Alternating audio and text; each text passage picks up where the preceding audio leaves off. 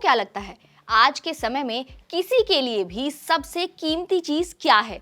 उनका घर, उनका बैंक बैलेंस या उनका पैसा? नहीं, इनमें से कुछ भी नहीं।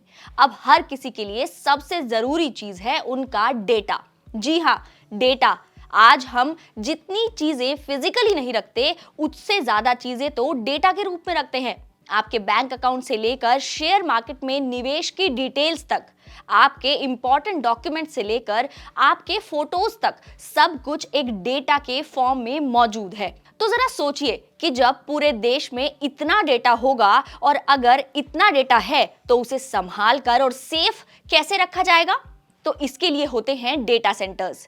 आने वाले समय में ये डेटा सेंटर एक प्रॉफिटेबल बिजनेस के रूप में नजर आएंगे, और जहां प्रॉफिट होता है वहां देश के दो बड़े नाम हमेशा नजर आते हैं, और वो हैं मुकेश अंबानी और गौतम अडानी। डेटा सेंटर के बिजनेस में बिलियनियर और इंडस्ट्रियलिस्ट गौतम अडानी पहले से ही मौजूद हैं, और अब इसमें मुकेश अंबानी ने भी अपनी दस्तक दे दी है।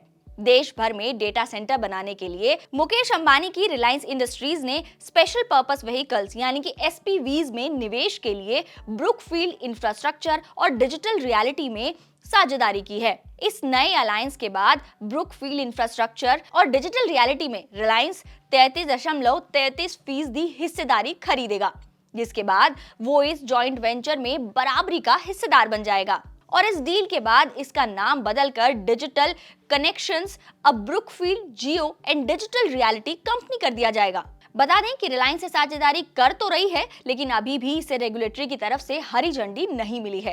रिलायंस के अधिकारियों का कहना है कि इस सौदे को पूरा होने में करीब 3 महीने का समय लगेगा। इसमें रिलायंस पहले 378 करोड़ रुपए की प्रपोजल इन्वेस्टमेंट करेगी और बाद में जरूरत के मुताबिक इसे 622 करोड़ रुपए तक बढ़ाया जा सकता है। वहीं अगर बात डिजिटल रियलिटी ट्रस्ट की करें तो ये globally cloud and career neutral data centres, collocations और इंटरकनेक्शन सॉल्यूशंस के मामले में पहले नंबर पर आता है।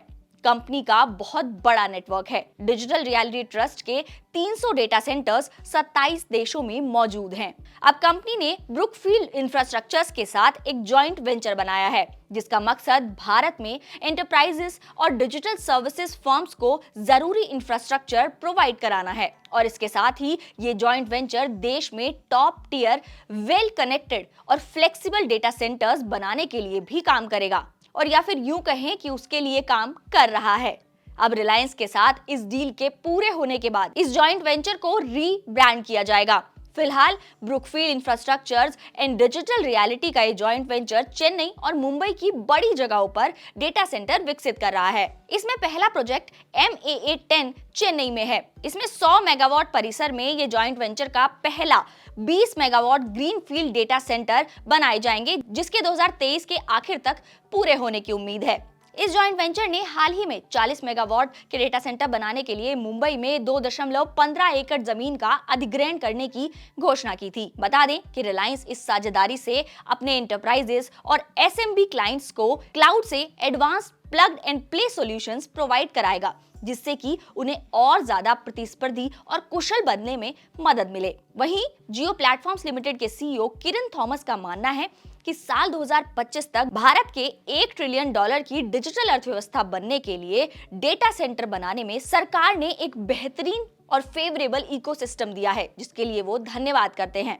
वहीं अगर बात इस क्षेत्र की करें और इसमें दूसरे प्लेयर्स की करें तो गौतम अडानी ने पहले ही डेटा सेंटर बिजनेस में उतरने की घोषणा कर दी थी। इसके लिए कंपनी ने अडानी कॉनेक्स के नाम से एक जॉइंट वेंचर बनाया है, जिसके तहत उसकी योजना साल 2030 तक देश में 3 डेटा सेंटर शुरू करने की है। इसमें से नोएडा के डेटा सेंटर पर काफी पहले ही काम शुरू हो चुका है, और ये कंपनी भारत के अलावा संयुक्त अरब अमीरात, सिंगापुर, नेपाल और थाईलैंड में भी डेटा प्रोसेसिंग हब लगाने की तैयारी कर रही है। बता दें कि देश तेजी से डिजिटली आगे बढ़ रहा है, और आने वाले समय में जैसे जैसे इंटरनेट ऑफ थिंग्स और आर्टिफिशियल इंटेलिजेंस की डिमांड बढ़ेगी तो डेटा सेंटर की डिमांड में और इजाफा होगा, और हो सकता है तब हमें इस फील्ड में और कुछ नए प्लेयर्स देखने को मिले। तो आपको हमारी ये न्यूज़ कैसी लगी हमें कमेंट बॉक्स में जरूर बताएं, और हमें लाइक, सब्सक्राइब और शेयर करना बिल्कुल ना भूलें।